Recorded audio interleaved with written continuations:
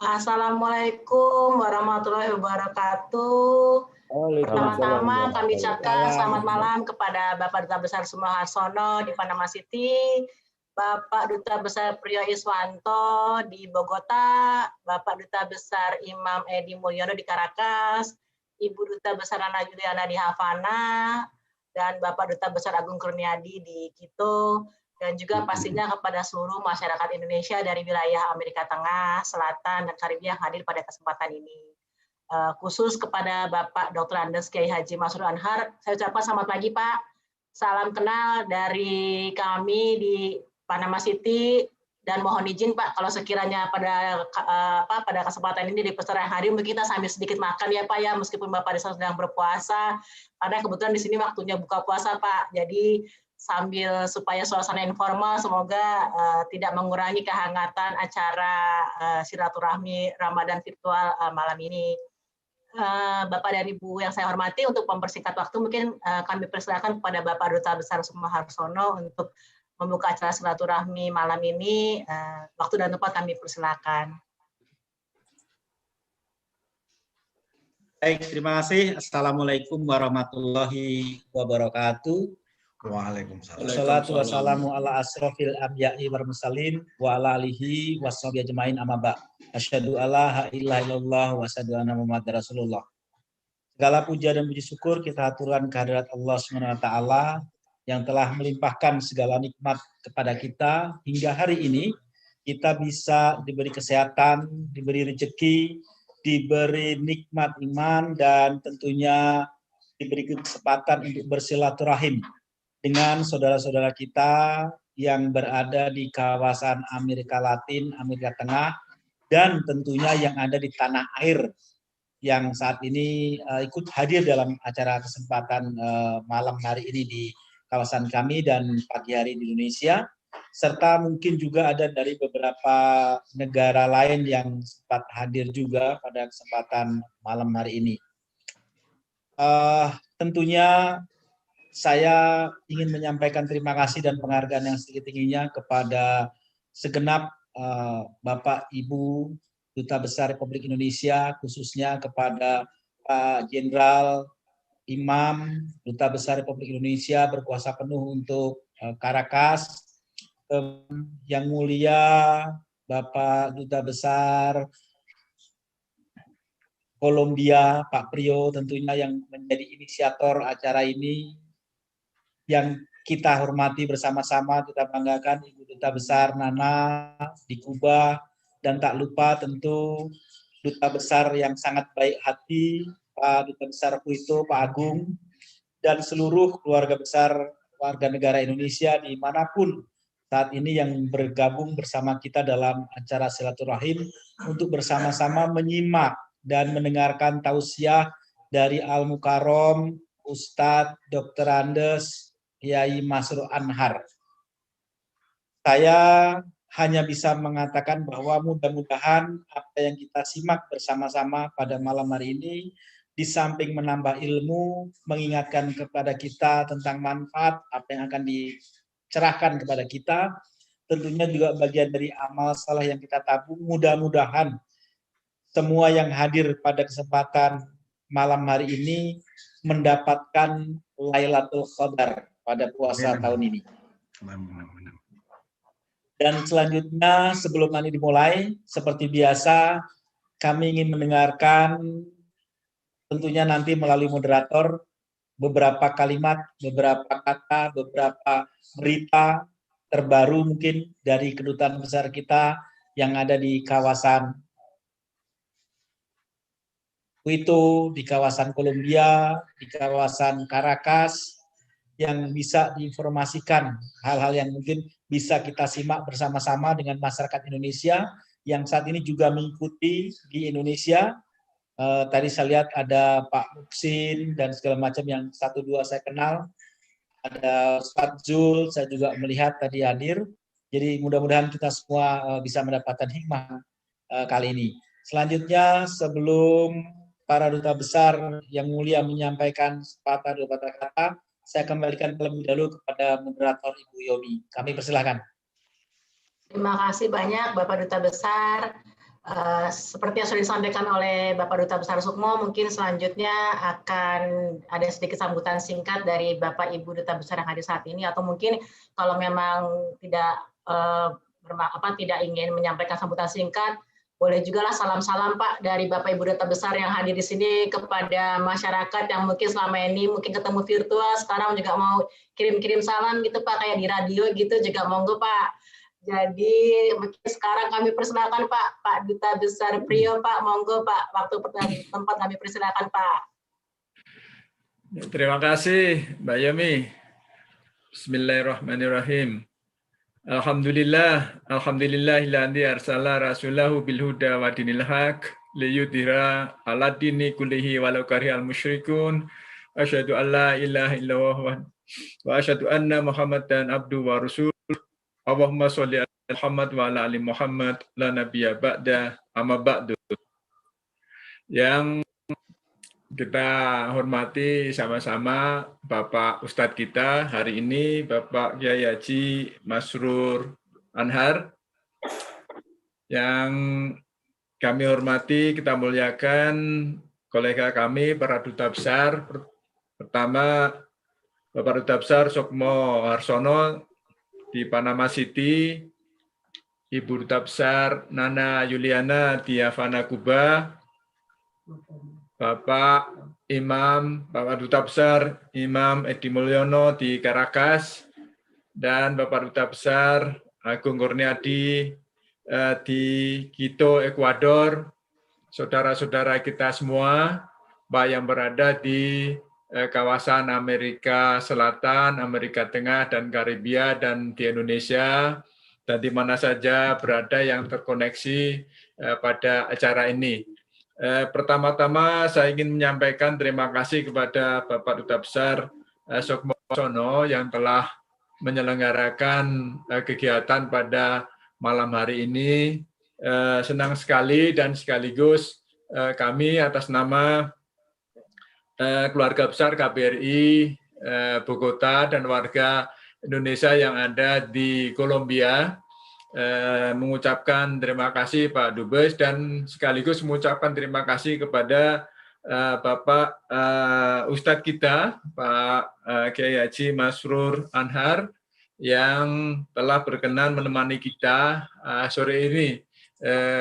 Tentunya tadi sudah disinggung oleh Pak Dubes Sukmo, Pak Ustadz, bahwa kita ini masyarakatnya jumlahnya sedikit ya, sedikit-sedikit, tapi ya kita kumpulkan, itu pun kalau dibandingkan satu kali acara di Indonesia mungkin tidak sebanding gitu ya, tapi tidak apa-apa, karena jarak yang jauh ini mudah-mudahan manfaatnya luar biasa Pak, apa yang disampaikan oleh Pak Ustadz hari ini. Untuk di Kolombia sendiri ya, jumlah warga negara itu ada 97 orang.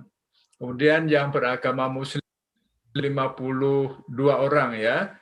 Itu pun terbagi dalam 29 keluarga pencar-pencar di seluruh negeri, dan ada juga yang di negara rangkapan beberapa ya di Antigua dan Barbados ya.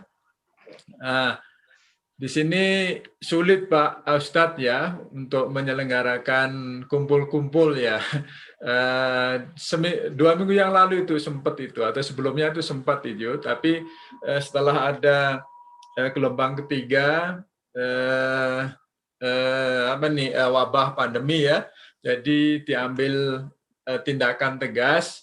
Tiap hari memang terjadi lonjakan itu di atas 17.000 orang ya yang terjangkit di Kolombia, sehingga pemerintah mengambil tindakan tegas, keras, diadakan jam malam mulai dari jam 8 sampai jam 4 pagi, dan tidak boleh melakukan kumpul-kumpul. Jadi kami masyarakat di Kolombia terkoneksi, pencar-pencar dari rumah masing-masing, Pak Ustadz, Pak Dubes, teman-teman. Tapi mudah-mudahan meskipun terpencar-pencar, semangat kita tetap bersatu, berkumpul. Anggap saja ini acara buka bersama atau setelah buka bersama. Jadi kami sekali lagi mengucapkan terima kasih, dan saya percaya bahwa apa yang disampaikan oleh Pak Ustadz ini akan bermanfaat bagi kita semua, mencerahkan, dan sekaligus meramaikan acara Ramadan karena memang masyarakat Muslim ya di kawasan Amerika Tengah, Amerika Selatan dan Karibia ini merupakan kelompok kecil. Jadi siraman rohani dari Pak Ustadz ini sangat bermanfaat. Terima kasih, itu saja ingin kami sampaikan. Wassalamualaikum warahmatullahi wabarakatuh. Waalaikumsalam warahmatullahi wabarakatuh. Terima kasih banyak Bapak Dubes Priyo. Mungkin selanjutnya Pak Dubes Imam Edi, monggo Pak. Sudah ditunggu itu salamnya Pak sama masyarakat yang sudah hadir, apalagi di Caracas ya Pak ya. Kelihatannya lebih sulit lagi situasinya Pak. Jadi monggo Pak kalau mau kirim-kirim salam Pak Dubes. Assalamualaikum warahmatullahi wabarakatuh. Waalaikumsalam warahmatullahi wabarakatuh.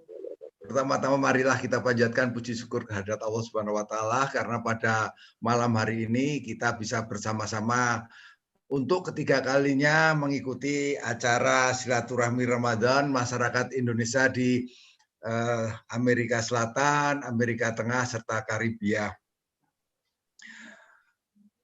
Shalawat dan salam juga kita haturkan kepada junjungan kita Nabi besar Muhammad SAW. Dan juga saya ingin secara khusus terima kasih kepada panitia di bawah pimpinan Bapak Dubes Sukmo Harsono yang telah memberikan kesempatan atau menyelenggarakan acara pada malam hari ini dengan lancar. Selanjutnya saya ingin mengucap salam kepada guru kita Bapak Dr. Andes Kiai Haji Masrur Anhar yang sudah hadir bersama kita, kepada Bapak Dubes Kolombia, Bapak Dubes Dr. Andes Priyo Iswanto yang selama ini sudah mengarahkan kita untuk kegiatan-kegiatan yang bermanfaat seperti kegiatan malam hari ini. Kemudian juga kepada Ibu Dubes di Havana, Ibu Nana Yuliana, dan tidak kurang pentingnya kepada Bapak Dubes Agung Kurniadi yang ada di Quito, Ekuador. Saya juga ingin menyapa seluruh staf di Kedutaan Caracas yang hadir di malam hari ini, serta seluruh peserta silaturahmi Ramadan dimanapun berada. Bagi saya ini sebuah kehormatan di mana untuk ketiga kalinya kita bisa menyelenggarakan acara silaturahmi Ramadan yang berlangsung dengan lancar. Meskipun dalam kesempatan ini boleh dibilang tadi seperti disampaikan oleh Ibu pembawa acara, Ibu Yomi, bahwa di Caracas memang keadaannya cukup sulit di samping keterbatasan karena sanksi masih terus berjalan, juga karena ketatnya sekarang lockdown yang diselenggarakan oleh pemerintah. Namun semua itu tidak mengurangi niat kita untuk meningkatkan ibadah di bulan puasa Ramadan. Alhamdulillah pada hari ini kami bisa menyelenggarakan di Caracas bisa menyelenggarakan sholat Jumat. Minggu lalu tidak bisa karena aturannya memang lockdown total, sehingga baru hari ini kita bisa lagi menyelenggarakan. Sangat bersyukur dan masjid cukup penuh walaupun dengan protokol kesehatan.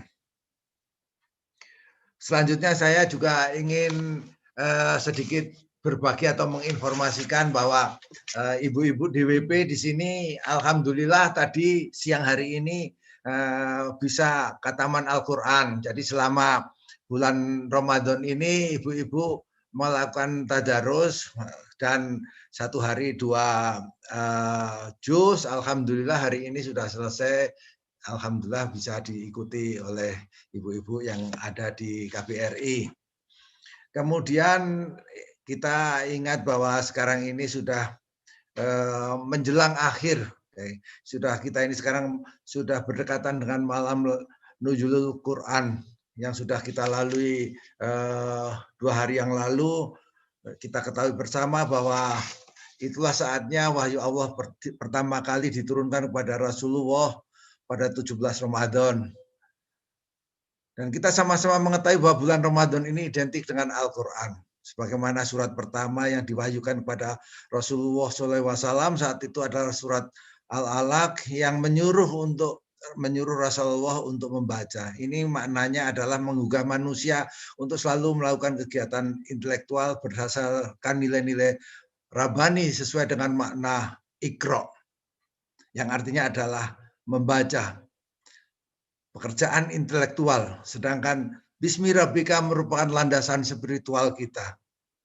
Dan kita memang tidak terasa dengan begitu cepatnya separuh jalan dari Ramadan ini telah kita lalui. Artinya kita makin mendekati 10 malam terakhir di bulan Ramadan yang menurut hadis yang diriwayatkan Imam Al-Bukhari, ini akan terjadinya malam Lailatul Qadar pada malam ganjil 10 hari terakhir ini. Wallahu a'lam bishawab. Oleh karena itu marilah kita makin berlomba-lomba beribadah, menebar kebajikan di bulan yang penuh berkah ini, dan insya Allah kita mendapatkan malam Lailatul Qadar yang mana ibadah kita lebih baik daripada 1000 bulan. Dan semoga siar Al-Quran yang sudah menggema di bulan Ramadan ini tidak reda meskipun kita nanti pada saatnya harus meninggalkan Ramadan. Demikian sepatah dua patah kata dari saya. Mudah-mudahan kegiatan ini terus bisa berlangsung, dan maaf kalau ada kekurangan-kekurangan. Wassalamualaikum warahmatullahi wabarakatuh. Assalamualaikum warahmatullahi wabarakatuh. Terima kasih banyak Pak Dubes Imam. Terima kasih juga, malah jadi semakin mengingatkan kita ini ada yang sudah hataman. Saya jadi malu nih jadi moderator, tapi juga bukan yang udah hatam gitu. Jadi semoga jadi semakin diingatkan juga. Jadi semoga juga mendorong saya juga untuk ikut hataman ya Pak Dubes ya. Yeah.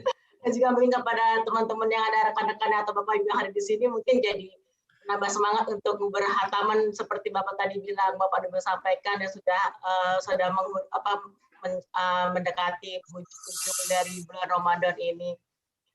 Ibu Dubes Nana Yuliana, monggo Ibu, mohon maaf mungkin kalau sambil berbuka puasa terpotong ya Ibu ya, tapi silakan Ibu, monggo Bu Dubes.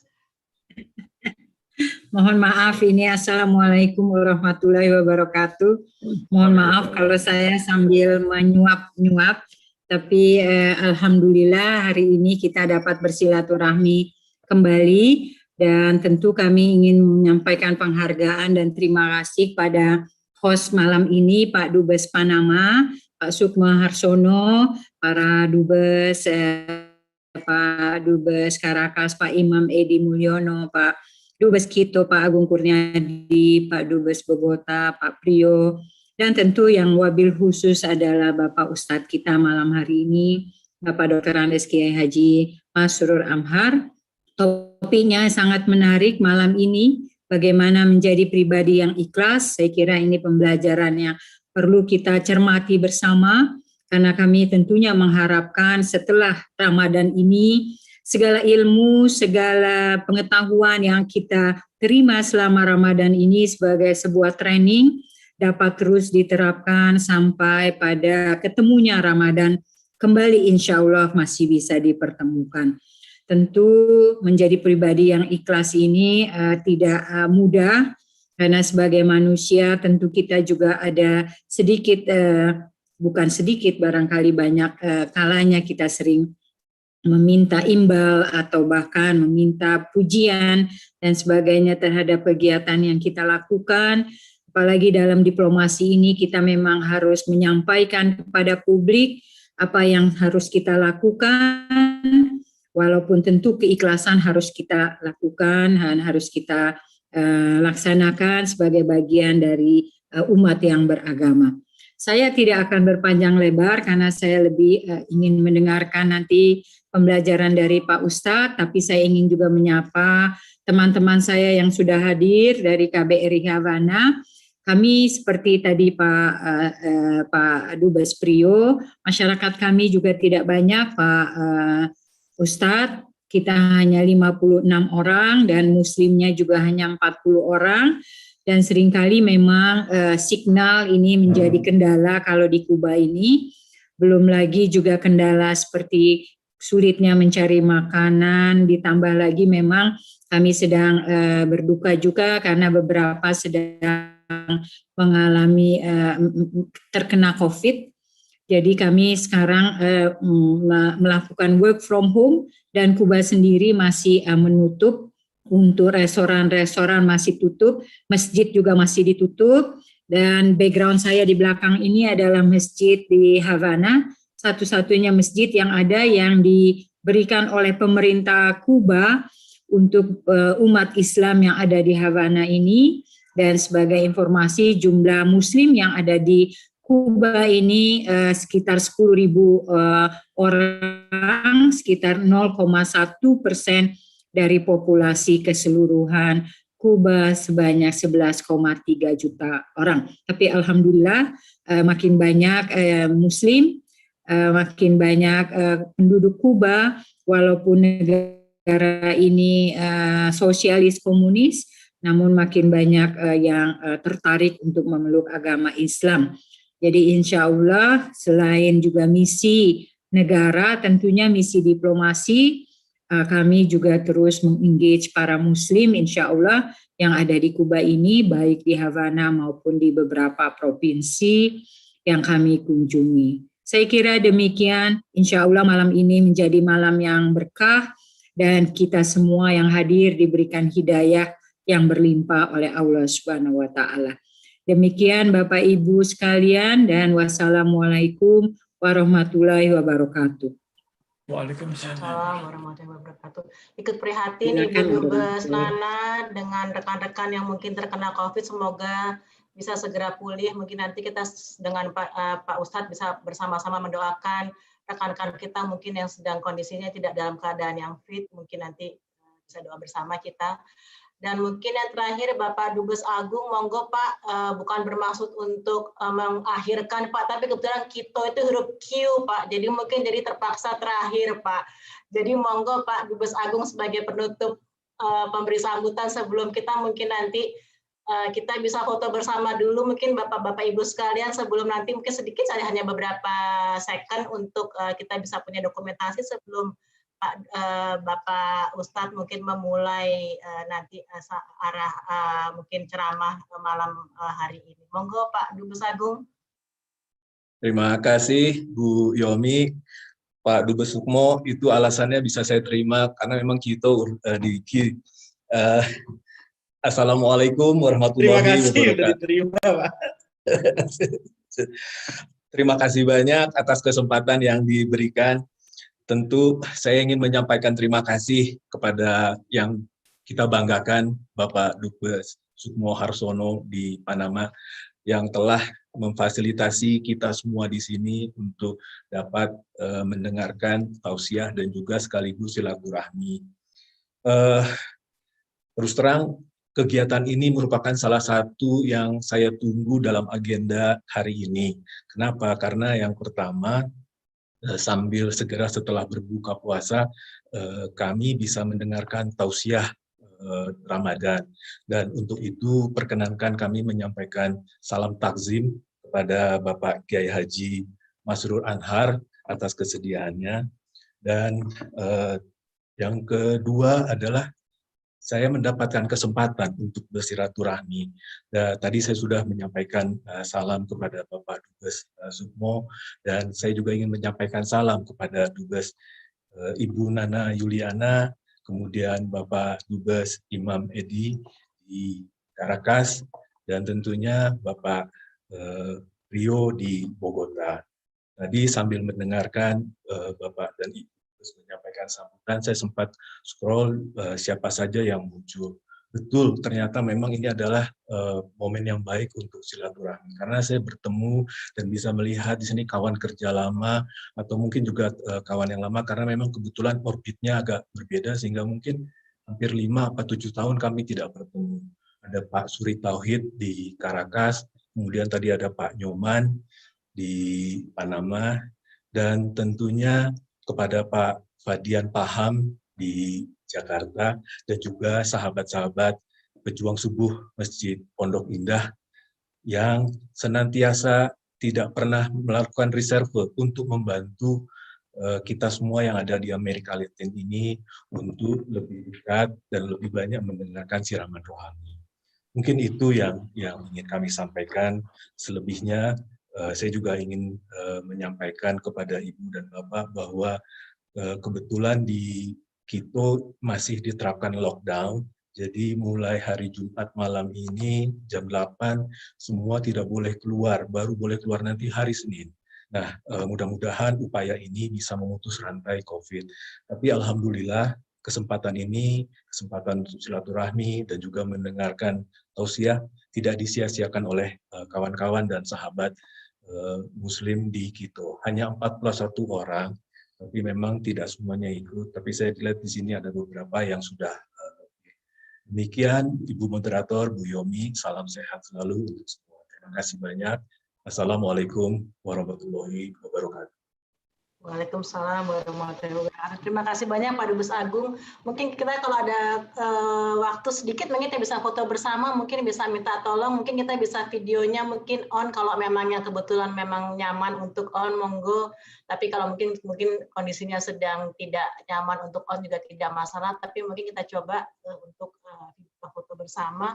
Mungkin nanti aba-aba mungkin kalau sudah siap mungkin dari tim dokumentasi KBRI Panama City mungkin akan menghitung mungkin pada saat pengambilan gambar untuk dokumentasi.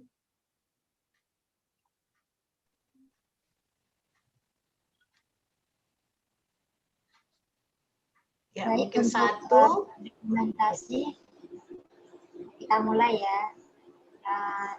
Bapak Ibu.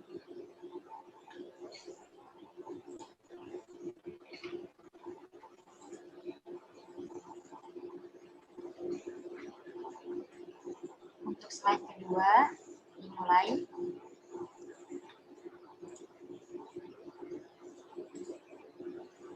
Untuk slide ketiga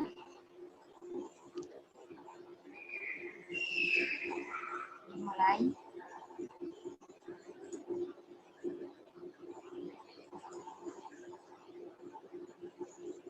Untuk slide keempat dimulai.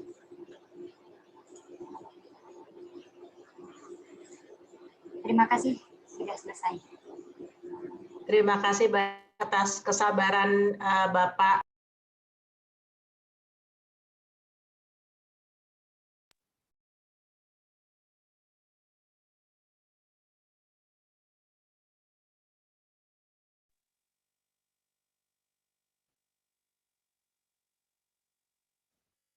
Terima kasih banyak atas kesabaran Bapak Kiai Haji Masrur Anhar Pak untuk menunggu Pak.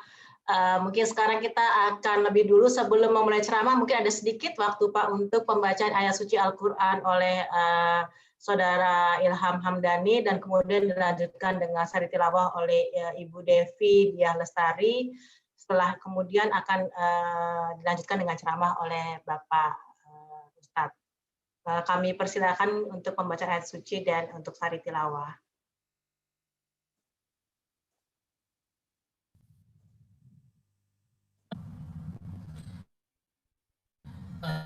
Assalamualaikum warahmatullahi wabarakatuh.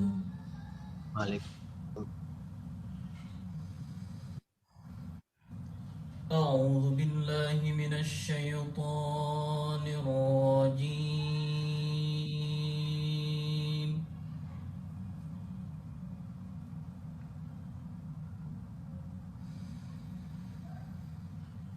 Bismillahirrahmanirrahim.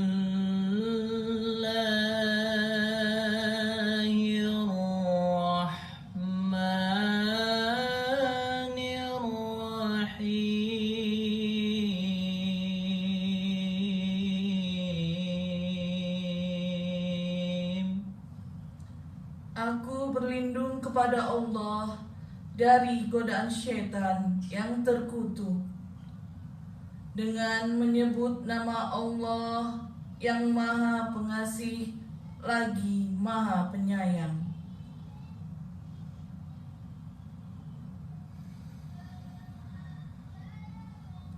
Wa ma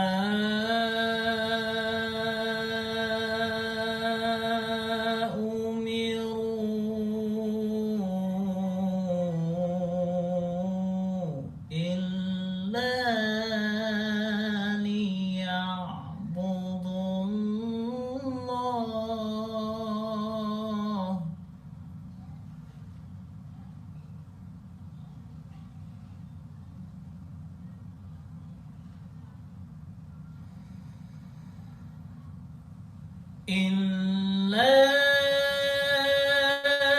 ليعبدوا الله مخلصين له الدين حنفاء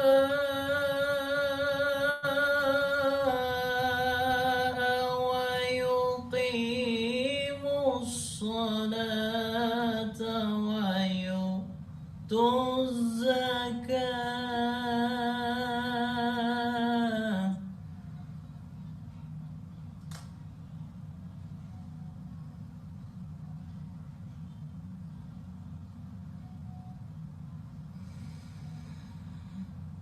حنفاء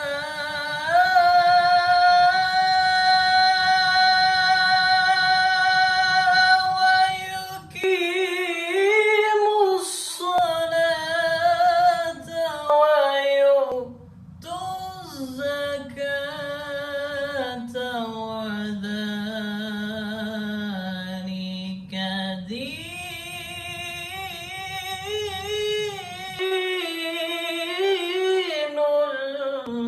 القيمة.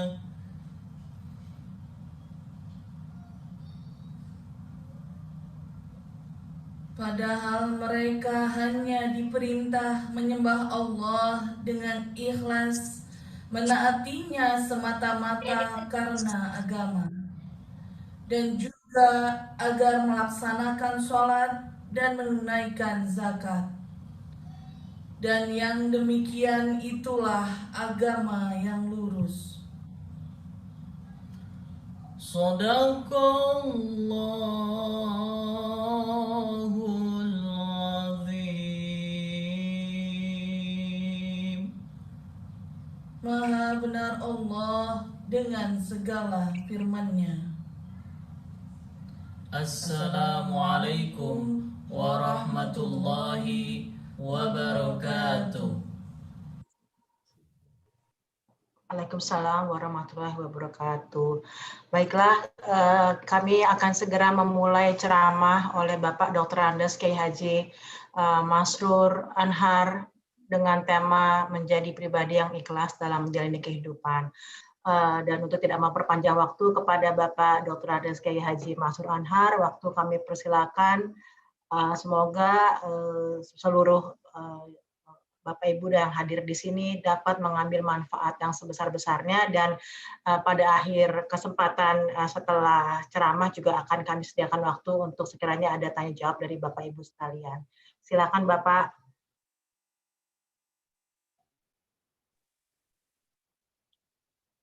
Baik, Assalamualaikum warahmatullahi wabarakatuh. Bismillah, alhamdulillah. Wassalatu wassalamu ala rasulillah wa ala alihi wa sahbihi wa mawalah la hawla wa la quwata illa billah. Amma ba'd. Qala Allah ta'ala fi kitabil karim, a'udzu billahi minasyaitonir rajim. Wa ma umiru illa liya'budullah mukhlishina lahuddin ila akhiril ayat. Yang pertama, mari kita sama-sama panjatkan syukur kehadirat Allah. Alhamdulillah pada pagi hari ini di Indonesia dan malam hari di Amerika Selatan, Tengah, dan Karibia. Atas rahmat dan karunia yang Allah berikan kepada kita, sehingga kita semua bisa hadir dalam acara tausiah virtual. Dan mungkin ini termasuk, kalau sepengetahuan saya, termasuk yang pertama dalam sejarah ini. Ya, 5 duta besar bikin acara safari Ramadan dalam satu waktu yang sama. Dan ini mudah-mudahan adalah merupakan hikmah dari adanya pandemi COVID. Jadi kalau kita rasakan pandemi COVID memang tidak enak, karena itu merupakan musibah.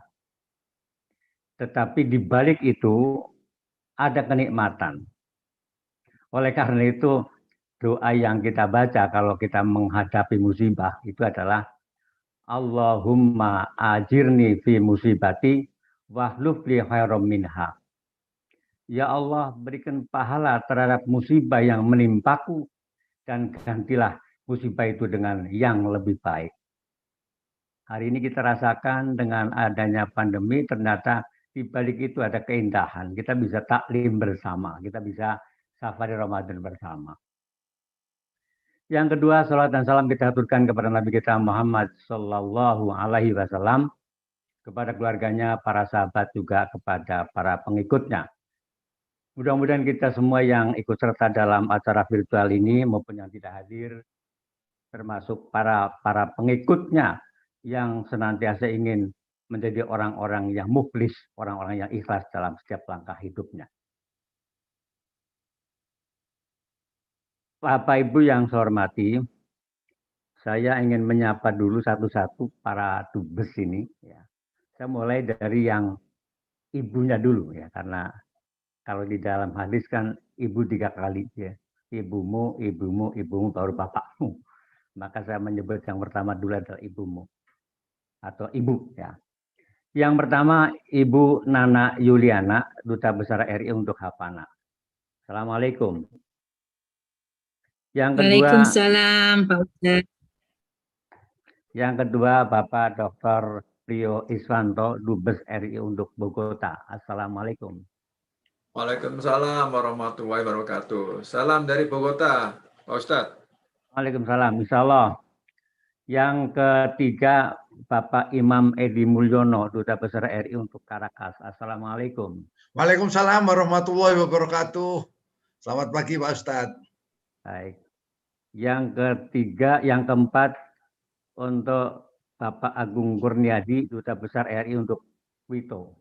Assalamualaikum. Waalaikumsalam warahmatullahi wabarakatuh. Terima kasih Pak Kiai Haji. Salam sehat. Alhamdulillah, alhamdulillah. Dan yang terakhir untuk sahabat saya yang sama-sama dari Solo ya. Sebetulnya walaupun saya lahir di Kebumen tapi saya orang tua di Solo. Bapak Sukmo Harsono, Dubes RI untuk Panama. Assalamualaikum. Waalaikumsalam warahmatullahi wabarakatuh. Baik Bapak Ibu, para pemirsa atau para peserta virtual, mudah-mudahan semua yang hadir diberikan kesehatan oleh Allah sehingga bisa melanjutkan kegiatan Ramadan sampai akhir, bisa merayakan hari raya bersama walaupun dalam suasana pandemi Covid. Hari ini kita punya tema luar biasa berat sebetulnya, menjadi pribadi yang ikhlas dalam menjalani kehidupan. Ini bukan main berat, nah ini. Tapi karena ini adalah amanah, ya saya coba untuk berbagi cerita lah ya.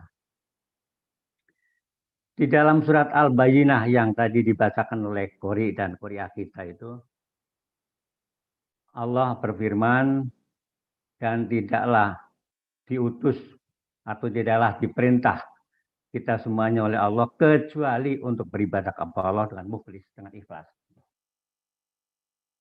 Kata-kata liya'budullah, beribadah kepada Allah.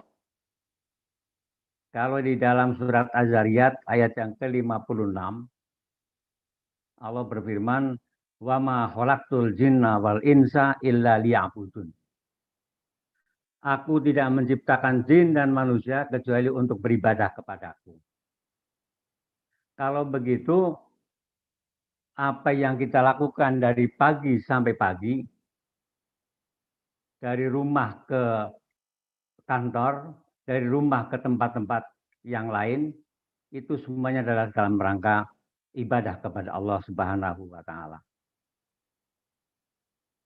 Saya teringat suatu hari saya diskusi dengan seorang pastor. Beberapa kali diskusi saya datang ke pasturan dengan pastor. Kebetulan pastor itu asli dari Amerika. Sekian tahun yang lalu lah. Dalam beberapa kali diskusi akhirnya beliau pastor mengatakan kepada saya bahwa ternyata Islam adalah agama yang sangat sempurna. Saya kaget karena yang ngomong itu bukan kiai, Yang ngomong bukan ustadz, yang ngomong bukan ulama, tapi yang ngomong adalah seorang pastor. Menurut ceritanya beliau dari TK sudah TK Katolik, SD, SMP sampai kuliah sampai jadi pastor, bahkan tinggalnya di pasturan. Artinya memang hidupnya dalam dunia kepasturan, dalam dunia politik Katolik. Tetapi yang menarik adalah pernyataan bahwa Islam adalah agama yang luar biasa sempurna.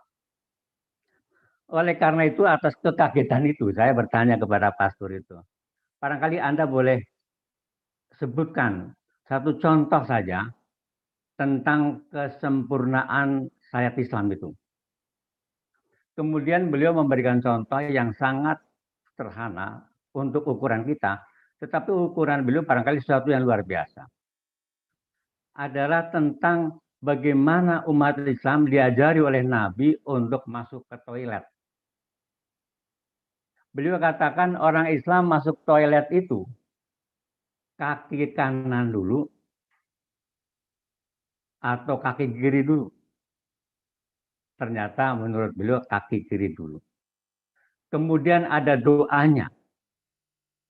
Kemudian ketika sudah nongkrong di dalam toilet, menghadapnya pun diatur. Tidak boleh menghadap atau membelakangi kiblat. Kemudian begitu keluar, diatur juga. Ada doanya dan kaki kanan yang keluar duluan. Jadi begitu beliau menceritakan itu, saya baru tertegun. Ternyata beliau itu memang mempelajari Islam secara baik. Karena saya lihat di perpustakaan beliau itu ada Al-Qur'annya, ada tafsir Qur'annya, ada kitab-kitab fikih, ada kitab-kitab hadis dan lain-lain. Nah, ini satu pengakuan yang luar biasa bagi saya, itu adalah sesuatu yang menarik untuk kita jadikan sebagai keyakinan bahwa ternyata orang lain pun meyakini kesempurnaan Islam itu. Oleh karena itu, Bapak Ibu yang saya hormati, ketika kita berbicara tentang ibadah atau berbicara tentang kesempurnaan Islam tadi itu, maka secara garis besar ada dua macam. Yang pertama yang disebut dengan ibadah mahdoh. Ibadah yang sudah given. Ibadah yang tata aturannya sudah diatur secara rinci oleh baginda Rasulullah Shallallahu Alaihi Wasallam. Seperti halnya sholat, seperti halnya puasa, seperti halnya zakat, seperti halnya haji. Itu adalah sesuatu yang sudah given. Sesuatu yang sudah diatur secara rinci. Tetapi yang kedua, ada yang namanya ibadah ghairu mahdoh. Tata cara ibadahnya belum diatur secara detail, secara rinci. Termasuk contoh yang tadi saya sampaikan, atas cerita pastor itu adalah termasuk ibadah ghairu mahdoh. Bagaimana masuk ke toilet, bagaimana makan minum, bagaimana kita berinteraksi sosial di masyarakat, bagaimana menjadi duta besar, itu adalah termasuk ibadah dalam makna yang ghairu mahdoh, dalam makna yang belum diatur secara rinci seperti apa.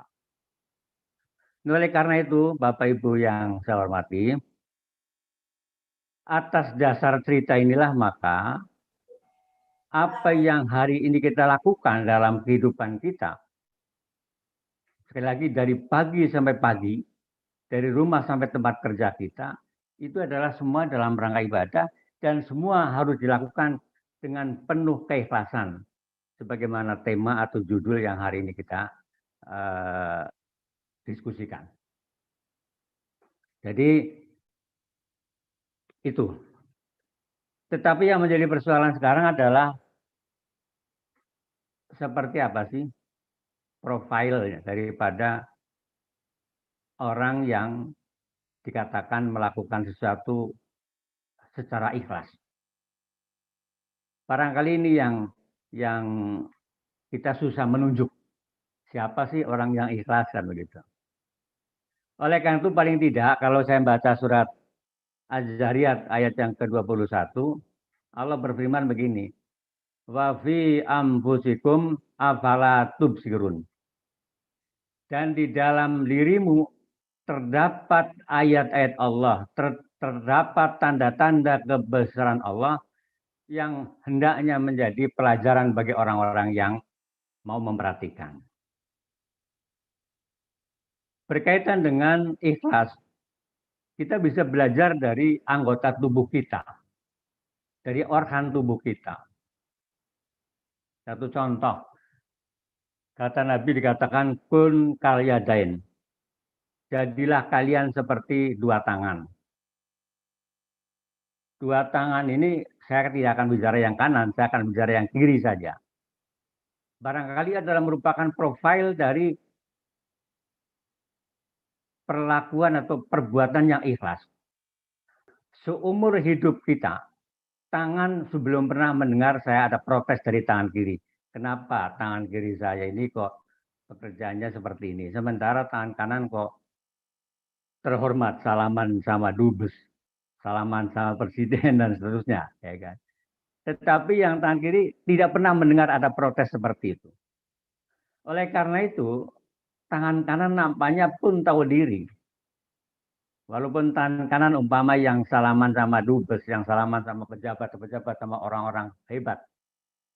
Kemudian tangan kanan pula yang mendapatkan rezeki, mendapatkan uang dan segala macam. Maka tangan kanan itu tidak egois. Diberikanlah kepada tangan kiri, supaya tangan kiri yang pekerjaannya tidak terhormat, yang pekerjaannya urusan belakang, menjadi tampil elegan. Diberikanlah jam tangan, diberikanlah cincin dan segala macam. Itu ada di tangan kiri. Oleh karena itu kalau Bapak Ibu pakai cincin, pakai jam tangan, taruhlah di sebelah kiri sebagai kompensasi pekerjaan tangan kiri yang tidak terhormat. Ini satu contoh.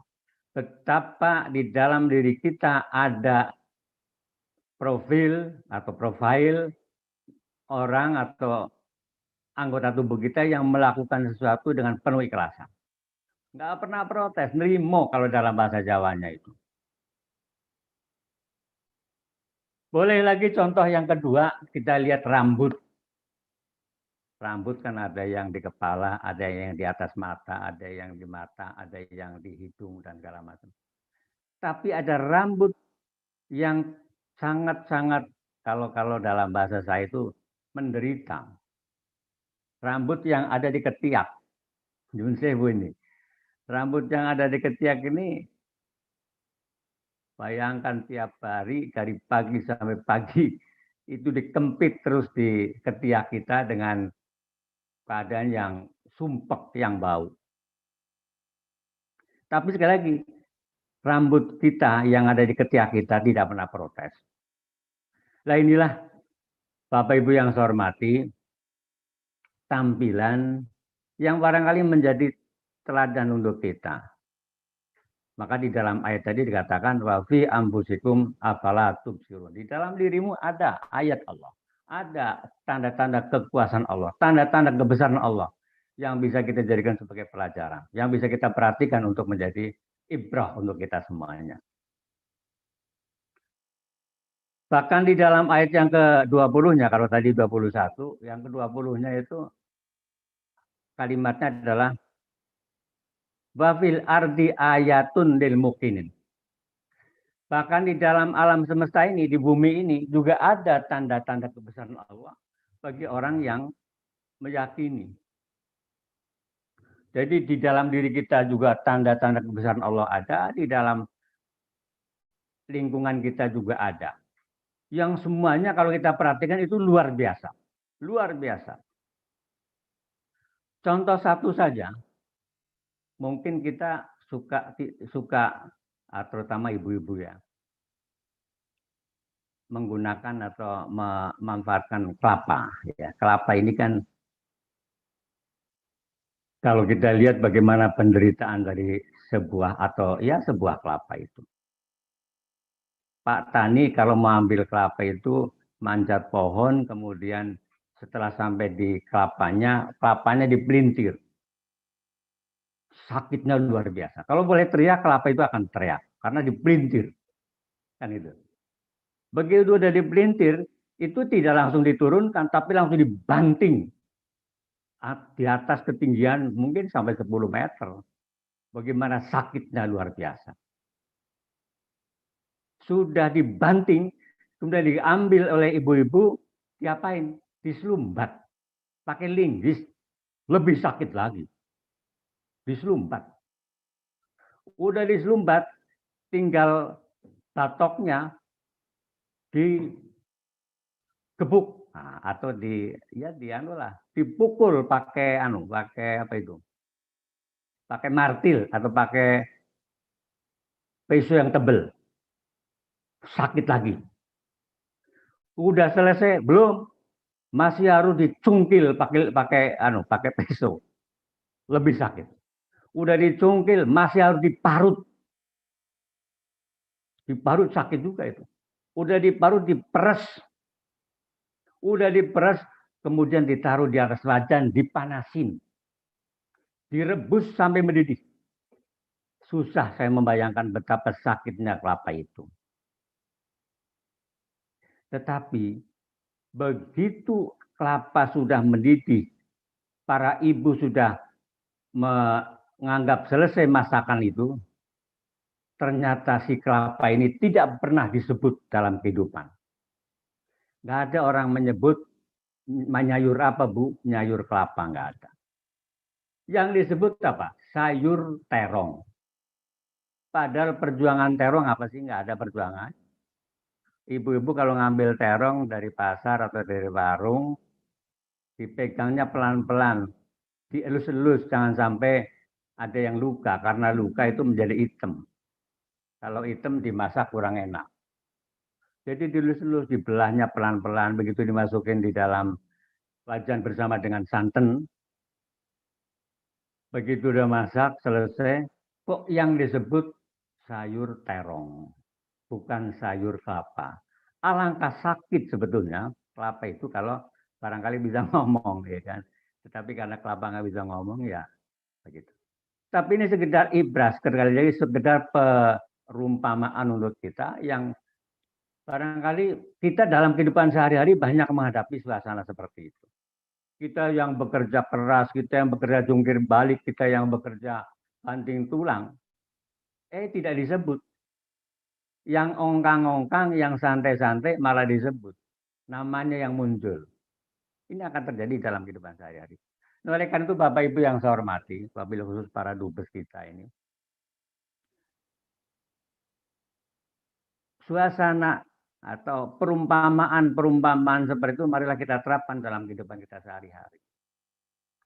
Betapapun pekerjaan kita tidak disebut orang, tetapi kita yakinilah apa yang kita lakukan adalah dalam rangka ibadah. Apa yang kita lakukan dalam rangka untuk mendapatkan pujian dari Allah, bukan pujian dari manusia. Kalau pujian dari manusia itu cuma apa sih? Kalau pakai jempol kan, kalau di di medsos pakai jempol. Kalau jempolnya berdiri kita senang. Kita nulis atau kita ngomong dikasih jempol berdiri kita senang. Padahal cuma jempol berdiri doang. Tetapi begitu dikasih jempol yang mohon maaf nungging, dada kita sesek. Kan seperti dalam kenyataan hidup seperti itu. Nah, jadi yang namanya pujian jangan dari manusia. Pujian dari Allah. Walaupun kalau kita baca Al-Fatihah, yang pertama kali adalah Alhamdulillahirabbil alamin, segala puji bagi Allah, penguasa alam. Nah, pujian yang hakikatnya yang memiliki hanya Allah mutlak. Kita hanya mendapat bagian kecil dari pujian itu. Tetapi mudah-mudahan dengan pujian-pujian yang manusia berikan kepada kita tidak akan mempengaruhi keikhlasan kita di dalam berbuat. Tidak akan mempengaruhi keikhlasan kita dalam melakukan suatu kegiatan. Jadi ini contoh-contoh yang barangkali sekali lagi kalau kita mau inventarisir berapa banyak contoh yang ada di depan mata kita, bisa untuk kita jadikan bahan pelajaran untuk kita. Supaya apa? Dengan kita melihat contoh, dengan kita melihat keadaan yang ada di sekitar kita, kita menjadi orang yang ikhlas di dalam menjalani kehidupan ini. Itu berat sekali. Maka saya punya matematika sosial. Apa itu bunyinya? Cita-cita dikurangi kenyataan sama dengan frustrasi. Cita-citanya kepengen dipuji, tetapi ternyata tidak dipuji, frustrasi. Oleh karena itu, cita-cita yang pasti terrealisir adalah ketika kita melaksanakan surat Al-Bayyinah ayat 5 tadi. Wa ma umiru illa liya'budullah mukhlishina lahuddin. Kita di dalam hidup tidak diperintah untuk melakukan apapun kecuali dengan ikhlas. Jadi yang kita harapkan dalam kehidupan kita adalah pujian dari Allah, ridho dari Allah, mardotillah itu. Kalau dari manusia kita kecewa, hari ini kita dipuji, besok kita dicaci, kan itu. Biasalah, apalagi dubes ini paling jabatan tinggi, jabatan yang mulia. Itu yang namanya pujian banyak, tetapi cacian juga nggak kurang-kurang. Saya aja sebagai ustadz, ya walaupun ustadz kampung ya, itu pujian kadang ada, tapi lebih banyak makian, bulian itu. Apalagi sekarang ada nama medsos itu, orang yang maki-maki kita nggak kenal kita, jadi cuma lihat nama atau lihat tulisan atau lihat omongan, kemudian komentar macam-macam. Itu lebih menyakitkan kalau itu dianggap sebuah kritik atau bulian yang menyakitkan. Tapi kalau kita rasakan ini sebuah dinamika di dalam kehidupan, saya pikir itu sesuatu yang biasa aja. Oleh karena itu sekali lagi, matematika sosial tadi, cita-cita dikurangi kenyataan sama dengan frustrasi, marilah kita hilangkan. Jadi cita-cita yang tidak akan mendapatkan atau mendatangkan frustrasi adalah cita-cita ingin mendapatkan mardotillah atau ridho Allah. Radhiyallahu anhum maradu'an. Allah ridho kepada kita, kita pun ridho kepada Allah. Itu yang paling kita harapkan. Sehingga ketika sekali lagi dalam kita melaksanakan tugas apapun, ya duta besar itu berapa lama itu? 5 tahun ya. 5 tahun atau 4 tahun. Setelah itu mungkin berhenti atau mungkin diperpanjang pindah ke tempat lain. Itu adalah siklus. Ya. Saya waktu bulan Agustus 2019 itu dipanggil sama presiden di istana itu, saya kira mau jadi apa gitu kan. Saya kira mau jadi dubes atau apa gitu. Ternyata alhamdulillah silaturahim. Kemudian pada bulan September 2020 sekali lagi dipanggil ke istana lagi, tapi wah ini jadi dubes nih gitu kan. Ternyata alhamdulillah silaturahim lagi. Jadi kalau nawa itu kita, apalagi kiri kanan kita ketika kita dipanggil sama presiden kan, kiri kanan kita udah pesan-pesan macam-macam. Mau jadi apa Pak kan itu kan. Padahal kita itu nggak tahu, ternyata cuma silaturahim alhamdulillah.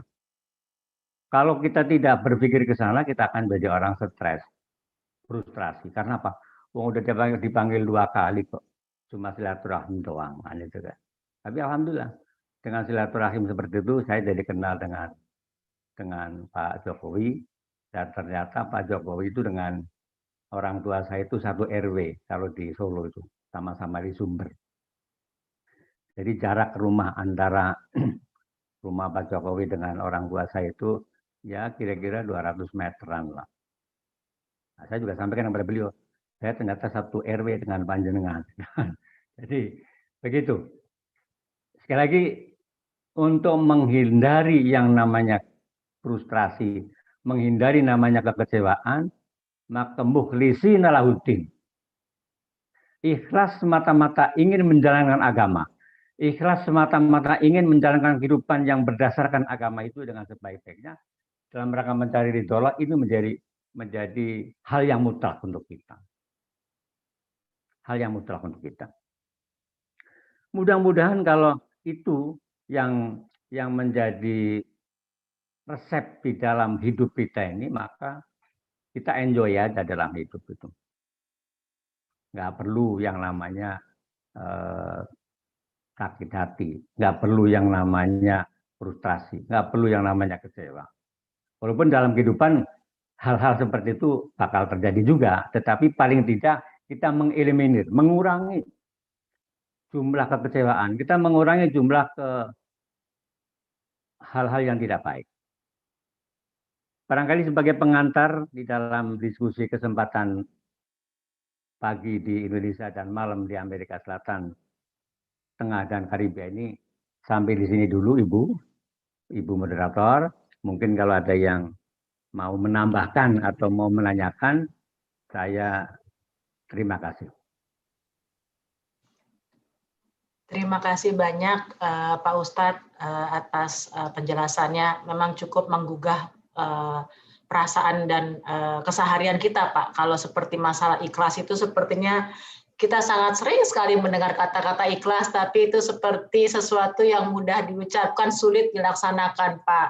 Mungkin ini dalam sesi tanya jawab ini mungkin ada yang mungkin ingin menanyakan kepada Bapak tips and tricks, mungkin gimana tuh caranya supaya ikhlasnya tuh terus-menerus punya rasa ikhlas di dalam hati kita, dan bagaimana kita terus selalu meyakini bahwa semua yang sudah kita lakukan itu memang sudah dijalankan oleh Allah. Itu terkadang kan ada saatnya di mana kita mungkin putus atau kita merasa kecewa, jadi mungkin dari para peserta atau Bapak Ibu Dubes yang hadir mungkin ingin menanyakan langsung, karena ini sifatnya mungkin informal, monggo langsung ditanyakan kepada Pak Ustadz, dan Pak Ustadz mungkin akan segera langsung menjawab ya Pak Ustadz ya Pak. Ya, silakan. Indra, ngapain? Silakan.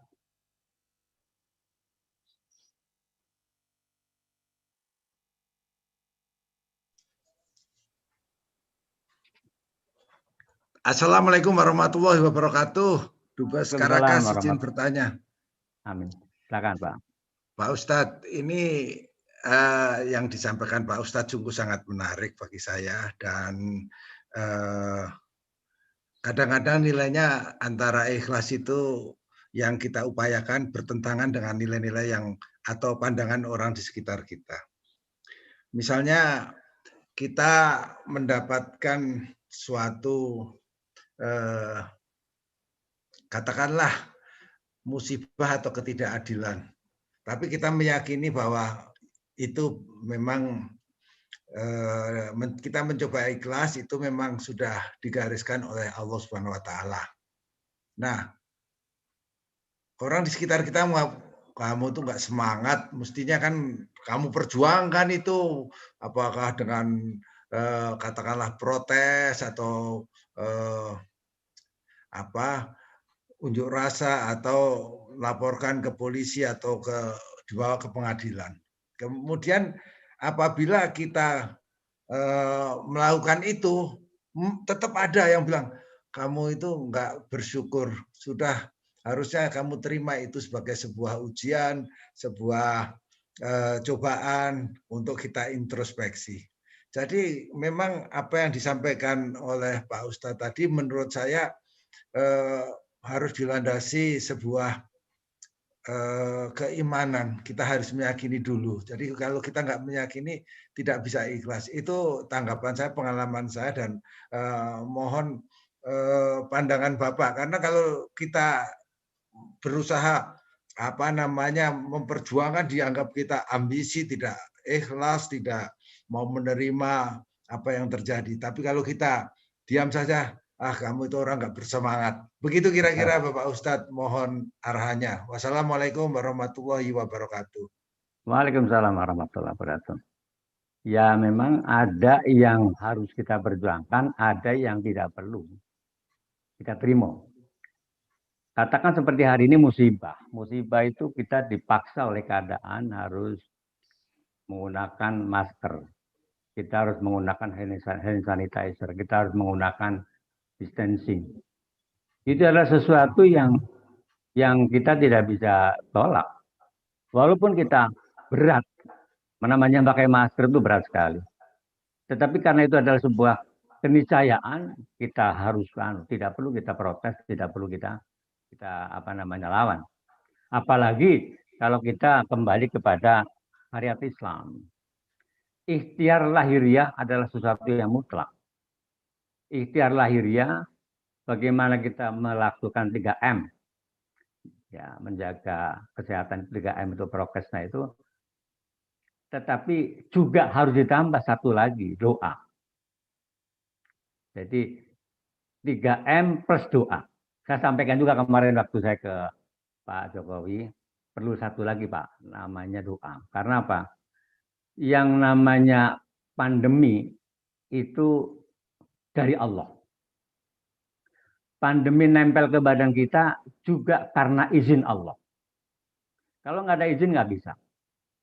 Doa yang sering kita baca kalau habis sholat itu, Allahumma la mani'a lima afaita wa la mu'tiya lima manata. Ya Allah, kalau sedang engkau mencegah, maka tidak ada satupun yang bisa memberi. Sebaliknya, kalau engkau sedang memberi, tidak ada satupun yang bisa mencegah. Jadi, kalau sedang dicegah oleh Allah, kita nggak kena corona, mau ditempel, nggak pakai masker, nggak pakai hand sanitizer, nggak kena juga. Tetapi ketika kita sedang diberi oleh Allah, walaupun kita pakai hand sanitizer, pakai macam-macam APD, alat pengaman, ya kayak dokter-dokter itu tetap kena juga. Karena ternyata di dalam realitas itu dokter yang merawat orang kena corona juga meninggal. Nah, jadi ikhtiar lahiriah, ikhtiar duniawi tetap kita laksanakan. Di mana kita perlu. Tetapi ikhtiar ukhrawi, ikhtiar yang sifatnya doa itu juga tidak boleh ditinggalkan. Jadi dua ini harus berjalan seiring.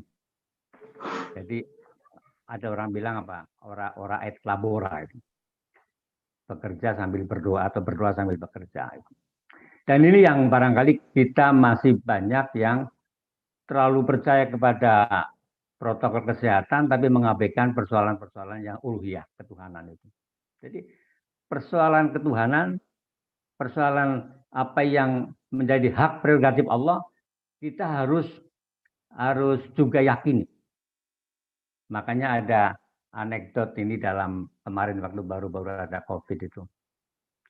Malaikat maut itu datang ke satu negara, izin kepada presiden mau mencabut 1.000 orang.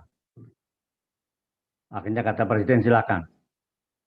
Begitu selesai, lapor lagi kepada presiden. Presiden, saya sudah laksanakan pencabutan terhadap 1.000 orang itu. Tapi saya tambahi menjadi 5.000. Loh kok bisa begitu? Karena yang 1.000 itu yang saya cabut nyawanya karena terpapar COVID. Sementara yang 4.000 itu orang itu nggak terpapar COVID, tapi ketakutan dengan COVID. Jadi hanya gara-gara ketakutan banyak. Jadi ternyata menurut malaikat maut itu, orang yang ketakutan dengan COVID, jumlahnya lebih banyak yang meninggal daripada orang yang kena COVID. Ini kan cerita malaikat maut atau malaikat Israel. Mudah-mudahan ini nggak benar. Tapi ini menurut saya anekdot ini penting. Jadi antara ikhtiar lahiriah dan ikhtiar akhirat itu berjalan seiring. Begitu Pak Dubes. Terima kasih Pak Ustadz. Silakan yang lain. Pak Ustadz, ini baik. ada 2 pertanyaan di chat room ya Pak ya. Ini pertanyaan ada 2 mungkin sedikit berhubungan. Jadi mungkin kalau memang Pak Ustadz akan bisa menjawab sebagai suatu rangkuman ya. Jadi di sini pertanyaannya ada 2 Pak. Itu gimana membedakan kegiatan ibadah atau beramal atau donasi yang mengajak yang lain cuman terhindar dari ria.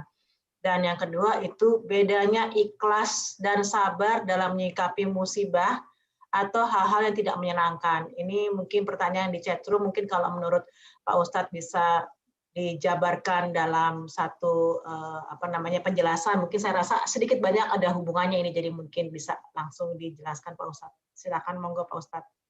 Baik, kalau memberikan sesuatu, katakanlah nyumbang lah ya, nyumbang, infak.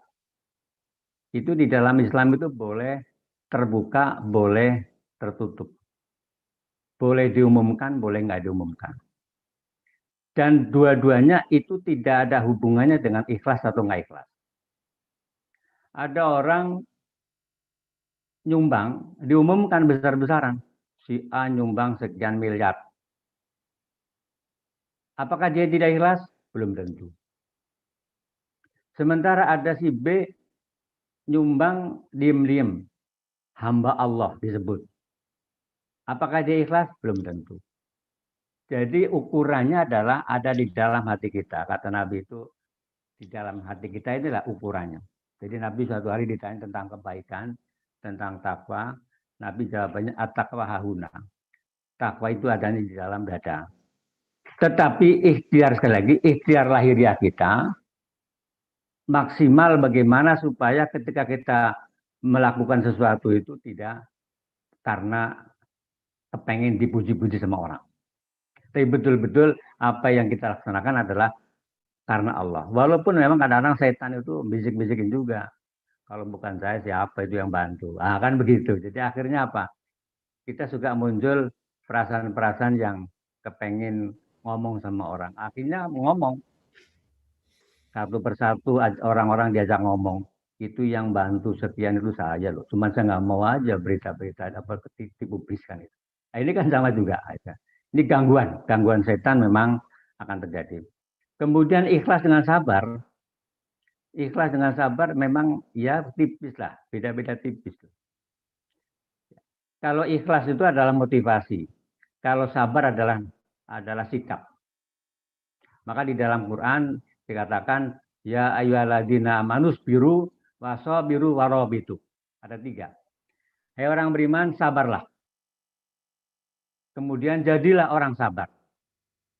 Kemudian jadilah orang yang robit. Orang robit itu di atasnya sabar. Orang yang kekeh. Orang yang bertahan kayak tadi, kayak kelapa itu. Walaupun dibanting, disiksa sama orang, tapi tidak disebut namanya setelah selesai jadi masakan, dia tidak protes. Itu robit, termasuk robit. Kalau sabar dalam artian yang insidental itu bisa, itu gampang. Tapi sabar dalam artian yang terus-menerus, yang dikatakan sobir. Sobir itu udah fa'il, atau dalam bahasa ini subjek, jadi udah fa'il. Itu yang lebih berat. Jadi kalau sekali sabar gampang, tapi untuk menjadi orang sabar itu tidak gampang. Berbuat baik gampang, tapi menjadi orang baik tidak gampang. Tapi sekali lagi semua itu harus kita proses. Kalau dilakukan secara terus-menerus, insya Allah akan memunculkan yang namanya keikhlasan.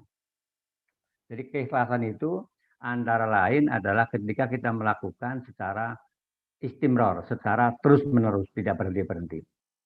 Jadi kalau hari ini nyumbang terus, makanya ada dalam kaidah, saya dulu waktu sekolah di PGA dulu itu, diajarin oleh guru saya ada namanya hukum jos. Hukum jos itu 2 kali 10 lebih bagus daripada 10 kali 2. Walaupun sama jumlahnya 20. Artinya apa? Sedikit-sedikit saya beramal, tetapi sering itu lebih bagus daripada sekali beramal banyak tapi sedikit atau hanya jarang-jarang.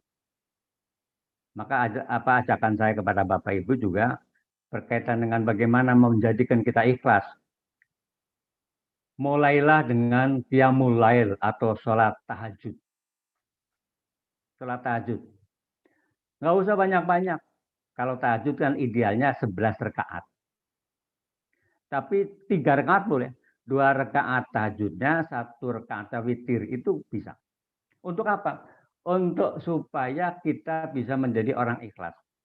Karena tahajud itu dikerjakan pada saat orang sedang tidur nyenyak. Kata Nabi, wasallu billail wan nasu niyam. Salatlah di tengah malam ketika orang-orang sedang tidur nyenyak. Kalian bangun. Jadi sholat malam itu adalah sholat untuk melatih keikhlasan. Tetapi memang manusia itu suka diganggu-ganggu. Begitu bangun tidur pagi, berangkat ke kantor, ditanya sama anak buah, Pak Dubes, kayaknya nonton bola semalam ya? Pak Dubes jawab apa? enggak sholat tahajud. Nah, kan itu. Jadi itu bertahap. Ya, jadi bertahap. Tapi kalau kita lakukan sekali lagi, kalau kita lakukan secara berturut-turut, tiap malam usahakan tahajud 2+1, 2+1, 2+1, insya Allah kita akan muncul yang namanya keikhlasan. Dimulai dari sholat, mudah-mudahan akan berimplikasi, berpengaruh kepada ada perbuatan-perbuatan lain keikhlasan itu.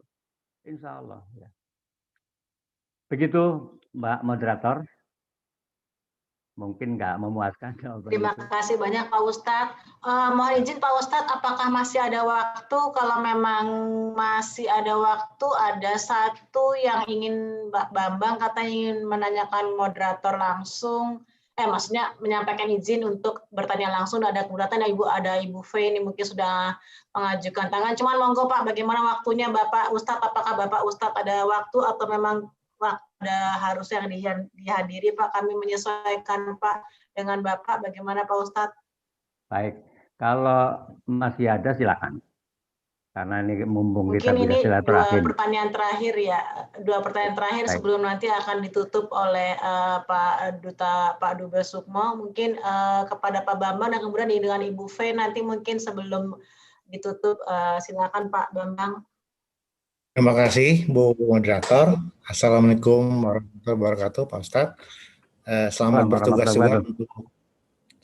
bertugas juga untuk 5 dubes yang ada di Amerika Latin. Perjuangan Bapak dan Ibu semoga mendapat balasan dari Allah Subhanahu wa Ta'ala dan bisa memajukan Indonesia di pergulatan politik ya. Kemarin udah cerita Bu Nana kemarin, Pak Priyo.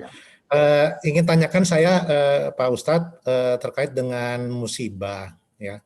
Jadi misalnya gini, orang sakit gitu ya, orang dapat musibah itu apakah betul bahwa itu bisa mengurangi dosa gitu loh. Jadi sebenarnya kalau kita menyadari bahwa menerima sakit atau menerima cobaan itu sebenarnya itu mengurangi dosa. Kira-kira begitu Pak Ustadz, mungkin perlu penegasan dari Pak Ustadz atau gerahan dari Pak Ustadz. Terima kasih. Wassalamualaikum warahmatullahi wabarakatuh. Waalaikumsalam warahmatullahi wabarakatuh. Tadi mau disambung, barangkali pertanyaannya dari Bu Penny apa? Ibu, monggo Ibu V langsung Ibu V. Baik. Assalamualaikum. Ya, Assalamualaikum Kiai Haji Ustadz Masrur Anhar. Saya ingin menanyakan, apabila kita punya dana untuk bersedekah, karena selama pandemi ini banyak yang meminta sedekah, apalagi di bulan Ramadan ini. Apakah kita utamakan sedekah yang berupa uang atau barang kepada kerabat kita, misalnya adik kita yang sedang berhutang, yang terlilit hutang, atau saudara sepupu yang kehilangan pekerjaan, atau pembantu kita, ataukah kepada yayasan atau ke masjid? Yang mana yang kita utamakan? Terima kasih Ustadz. Assalamualaikum. Assalamualaikum warahmatullahi wabarakatuh. Yang pertama dari Pak Bambang. Pak Bambang di mana posisinya? Pak. Musibah, ya tinggal di mana Pak? Ada di Jakarta Pak, di Jakarta, di Pasar Minggu, Jakarta Selatan. Baik. Jadi apakah musibah itu bisa menghapus dosa? Ya. Kalau kita menerima musibah dengan sabar. Dalam hadis qudsi dikatakan bahkan, kalau kita mendapatkan musibah dalam bentuk kebutaan mata, buta, kemudian kita menerima dengan ridho atas pemberian buta itu, Allah jamin surga. Bukan sekedar dihapus dosa, dijamin surga. Jadi musibah itu, karena musibah itu kan bukan, kadang-kadang musibah itu menjadi peringatan untuk kita. Kadang-kadang menjadi ujian. Jadi bagi orang-orang para nabi dulu, namanya musibah itu ujian. Kita tetap walaupun sakit, ya kita baru sakit 1 hari udah minta ke dokter atau apalah gitu. Tapi itu tidak mengurangi apakah itu dihapus dosanya atau tidak. Tetap dihapus dosanya kalau kita ini di dalam menerima musibah itu tetap dalam keadaan sabar. tidak marah-marah kepada Allah. Ya. Kan ada orang yang sakit marah-marah. Saya pernah dulu berobat, bukan berobat. Sedang zaman tahun berapa dulu, belum ada HP, adanya telepon umum. Ada seorang bapak di salah satu rumah sakit didorong pakai kursi roda oleh anak muda. Sambil nangis si bapak ini, terus yang dorong saya tanya, ada apa mas kok nangis begitu? Iya, dia sakit stroke. Tetapi istri nggak mau datang, tidak mau datang ke rumah sakit nengok saya, nengok paman saya. Kenapa? Karena istrinya malu punya suami sakit. Padahal udah 11 hari dia pernah di rumah sakit. Nah, si suami ini dalam keadaan stroke begitu nangis. Dan mudah-mudahan nangisnya dalam suasana dalam kesabaran. Nah, itu terampuni dosanya. Tapi istrinya kebalikannya, istrinya yang tidak mau menerima kenyataan itu berdosa. Kemudian selang beberapa hari kebetulan ngantri dengan saya, sama-sama pegang foto rongsen. Istrinya berdampingan dengan suaminya yang sakit itu. Suaminya menyerahkan foto rongsennya kepada istrinya di atas pangkuan. Oleh istrinya dibuang. Ya Allah, saya dalam hati, kok begini ada istri yang tidak mau menerima kenyataan suaminya. Padahal suami itu ganteng gitu, saya lihat itu ganteng. Ya, cuma karena lagi sakit dan ganteng hilang gitu. Nah, ini yang kembali kepada Pak Bambang. Jadi musibah kalau kita terima dengan sabar. Bahkan tadi yang doa saya bacakan itu Allahumma ajirni fi musibati wahlufni khairan minha.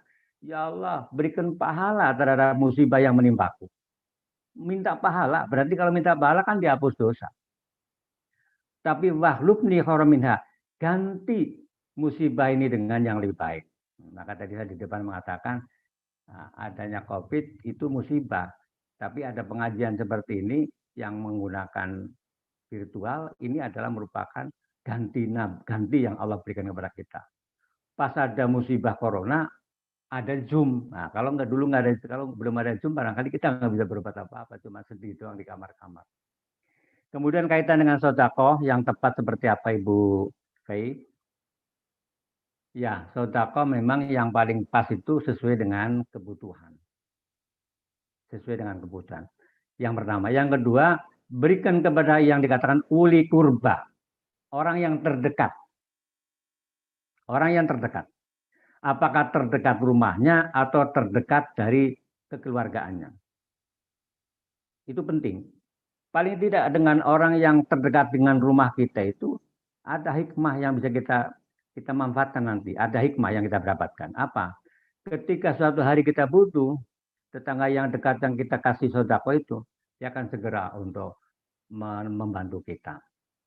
Makanya Nabi pesan kepada kita, terutama kepada para ibu, kalau masak sayur atau masak masakan, kemudian tetangganya mencium bau masakan kita, itu diperintahkan oleh Nabi anterin makanan itu, walaupun barangkali cuma kuahnya doang, ya. Jadi lagi ngesop kepala kambing, ya, tapi yang bakal makan banyak di rumah, tetangga mencium baunya, anterin kuahnya aja lah.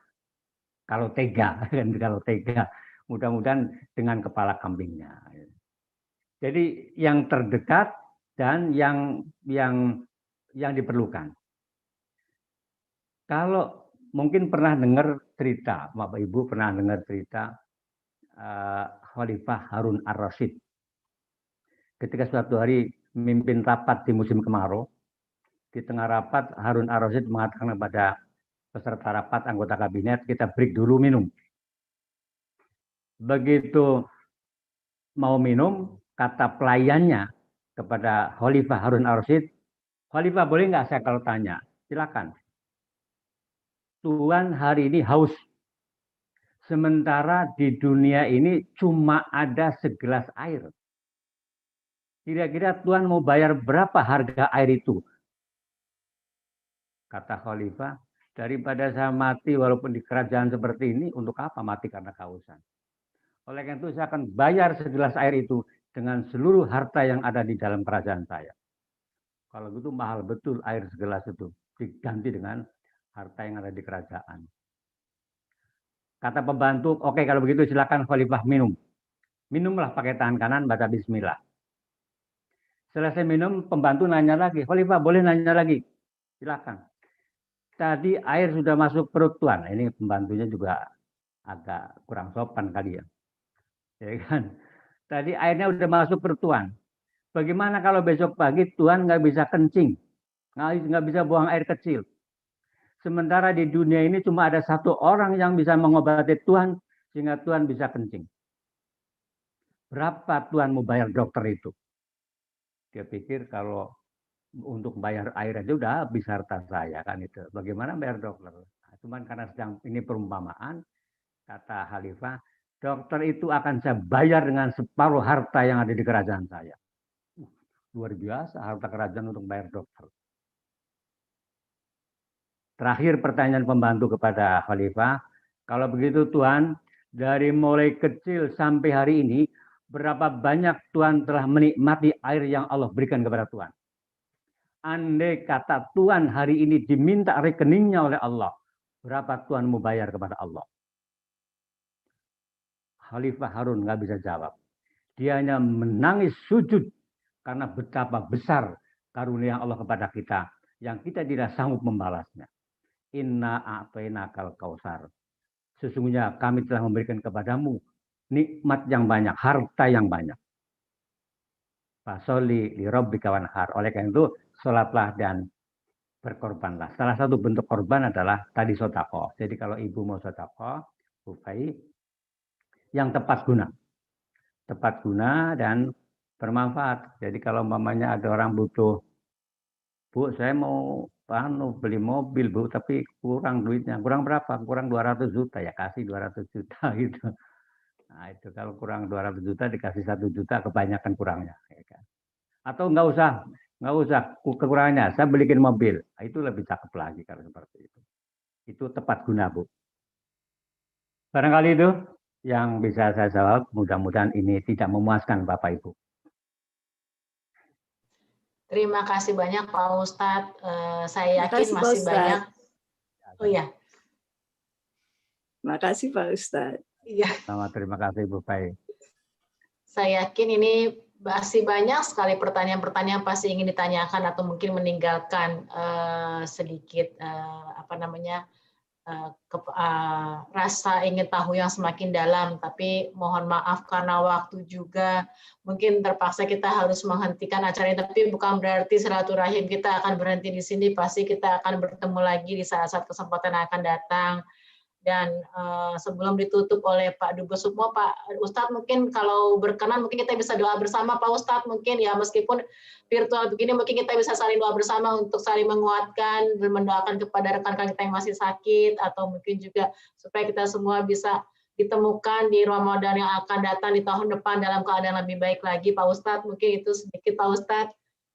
Baik, mari Bapak Ibu kita panjatkan doa ke hadirat Allah Subhanahu wa Ta'ala. Mudah-mudahan pertemuan ini pertemuan yang membawa barokah. Allahumma ja'al jam'ana hada jam'an marhumah. Ya Allah, mudah-mudahan pertemuan ini pertemuan yang memberikan rahmat kasih sayang untuk kita semuanya. Tabarokana tabarokam mimbati tabarokam maksumah. Dan kalau nanti sudah berpisah, mudah-mudahan perpisahan kita tetap dijaga oleh Allah dalam kebaikan-kebaikan. Allahumma ihdinas siratal mustaqim. Ya Allah, tunjukkan kepada kami jalan yang lurus, siratal ladzina an'amta 'alaihim ghairil maghdubi 'alaihim waladdallin. Ya Allah ya Rabb, hari ini banyak saudara kita yang terpapar corona, yang masih sakit. Sembuhkan mereka ya Allah. Dan kepada kami yang masih sehat-sehat, mudah-mudahan jauhkan kami dari corona ya Allah. Berikan kepada kami kesehatan lahir batin, jasmani dan rohani, sehingga kami bisa menjalankan kehidupan dengan penuh tanggung jawab dan penuh keikhlasan. Kemudian kepada mereka-mereka yang hari ini sudah dipanggil kembali oleh Allah, baik karena corona ataupun karena yang lainnya, ampunilah mereka dosanya Allah, masukkan mereka ke dalam surga-Mu ya Allah. Allahumma rabbana atina fid dunya hasanah wa fil akhirati hasanah wa qina adzabannar. Subhana rabbika rabbil izzati amma yasifun wa salamun alal mursalin. Alhamdulillahirabbil alamin. Terima kasih apa yang saya bisa sampaikan. Kalau ada hal-hal yang kurang berkenan mohon dimaafkan. Terima kasih banyak Pak Ustadz. Mungkin Pak Dubes Sukmo akan menutup sebelum kita mengakhiri Pak Dubes. Monggo Pak Dubes. Baik, terima kasih. Assalamualaikum warahmatullahi wabarakatuh. Saya atas nama pribadi dan atas nama segenap keluarga besar KBRI Panama City mengaturkan terima kasih yang sebesar-besarnya kepada narasumber Pak Kiai Masrur Anhar yang sudah memberikan pencerahan kepada kita semua dalam sebuah tausiah bagaimana sehari-hari perilaku kita menjadi lebih baik lagi, menjadi manusia yang ikhlas. Dan tentunya saya melihat ada konsep yang sangat bagus tadi yang disampaikan, yaitu bahwa ikhlas adalah motivasi dan sabar adalah sikap. Jadi bagaimana kita menyikapi sehari-hari, sabar itu sebagai sebuah sikap dan ikhlas adalah sebuah motivasi. Terima kasih saya juga kepada segenap yang mulia Bapak Duta Besar Republik Indonesia berkuasa penuh, kepada Bapak Imam Edi Mulyono dari Caracas, yang mulia Besar Nana Yudiana di Havana, kemudian Bapak Agung Kurniadi di Kuito, dan kemudian tentunya Al Mukarrom kita yang sangat kita muliakan Bapak Duta Besar Prio di